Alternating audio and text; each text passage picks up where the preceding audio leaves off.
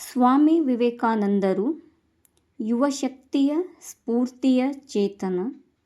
ಏಳಿ ಎದ್ದೇಳಿ ಎಚ್ಚರಗೊಳ್ಳಿರಿ, ಗುರಿ ಮುಟ್ಟುವ ತನಕ ನಿಲ್ಲದಿರಿ ಎಂಬ ಘೋಷವಾಕ್ಯ ನೀಡಿದ ಭಾರತದ ಸಂಸ್ಕೃತಿ, ಹಿಂದೂ ಧರ್ಮದ ಹಿರಿಮೆಯನ್ನು ದೇಶ ವಿದೇಶಗಳಲ್ಲಿ ಬಿತ್ತಿದ ಮಹಾನ್ ಸಂತ. ತಂದೆ ವಿಶ್ವನಾಥ ದತ್ತ, ತಾಯಿ ಭುವನೇಶ್ವರಿ ದೇವಿ. 1863 ಜನವರಿ 12ರಂದು ಕಲಕತ್ತಾದಲ್ಲಿ ಜನಿಸಿದರು. ಬಾಲ್ಯದ ಹೆಸರು ನರೇಂದ್ರನಾಥ ದತ್ತ. ತಂದೆ ತಾಯಿಯ ಆದರ್ಶ ಗುಣಗಳಿಂದ ಪ್ರೇರೇಪಿತರಾಗಿ ಶಿಸ್ತು, ದೇಶಪ್ರೇಮ, ಪರೋಪಕಾರ, ತ್ಯಾಗ, ದೂರದೃಷ್ಟಿ ಮುಂತಾದ ಗುಣಗಳನ್ನು ಅಳವಡಿಸಿಕೊಂಡಿದ್ದರು. ಯುವಶಕ್ತಿ ಎಂದರೆ ಕಬ್ಬಿಣದಂತೆ ಬಲಿಷ್ಠ ಮಾಂಸಖಂಡಗಳನ್ನು ಹೊಂದಿರುವ, ಉಕ್ಕಿನಂತೆ ಬಿರುಸಾದ ನರಮಂಡಲಗಳಿಂದ ಕೂಡಿರುವ, ವಜ್ರದಂತಹ ಗಟ್ಟಿ ಹೃದಯವನ್ನು ಹೊಂದಿರುವ ಯುವಕರು ನಮಗಿಂದು ಬೇಕಾಗಿದ್ದಾರೆ ಎಂದು ಹೇಳುತ್ತಿದ್ದರು.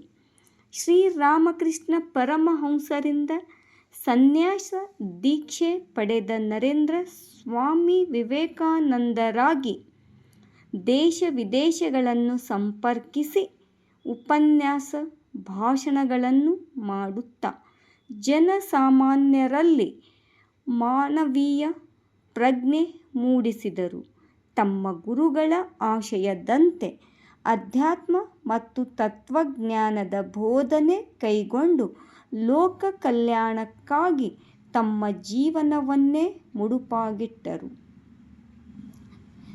ದೇಶದಲ್ಲಿ ತಾಂಡವವಾಡುತ್ತಿರುವ ಬಡತನ, ಅಜ್ಞಾನ, ಮೂಢನಂಬಿಕೆಗಳ ನಿವಾರಣೆಗೆ ತಮ್ಮ ಬೋಧನೆ ಮಾಡಿದರು. ಸೆಪ್ಟೆಂಬರ್ 11, 1893 ಅಮೆರಿಕಾದ ಶಿಕಾಗೋದಲ್ಲಿ ವಿಶ್ವ ಧರ್ಮ ಸಮ್ಮೇಳನ ಮಾಡಿ ಭಾರತಕ್ಕೆ ಹಿಂತಿರುಗುವಾಗ ಮಾರ್ಗರೆಟ್ ಇ.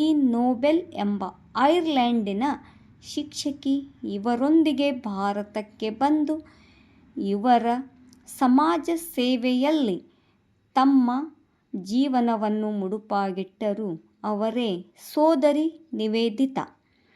1897 ಕಲಕತ್ತಾದಲ್ಲಿ ಶ್ರೀರಾಮಕೃಷ್ಣ ಮಠವನ್ನು ಸ್ಥಾಪಿಸಿದರು.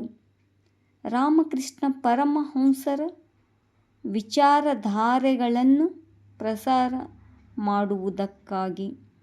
ಸ್ವಾಮಿ ವಿವೇಕಾನಂದರು ದೇವರನ್ನು ಆಕಾಶದಲ್ಲಿ ಕಾಣಲಿಲ್ಲ, ಬದಲಾಗಿ ದೀನ ದಲಿತರಲ್ಲಿ ಕಂಡರು. ನಿಜವಾದ ಶಿಕ್ಷಣವೆಂದರೆ ಮಾನವೀಯತೆಯ ವಿಕಾಸ ಎಂದು ಹೇಳಿದರು.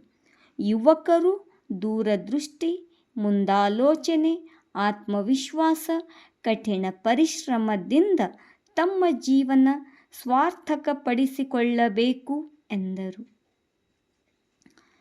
ಈ ಪ್ರಪಂಚ ಒಂದು ಗರಡಿ ಮನೆ. ನಾವಿಲ್ಲಿ ಬಲಿಷ್ಠರಾಗುವುದಕ್ಕೆ ಬಂದಿದ್ದೇವೆ. ಯುವಜನತೆ ದೇಶದ ಭವಿಷ್ಯ.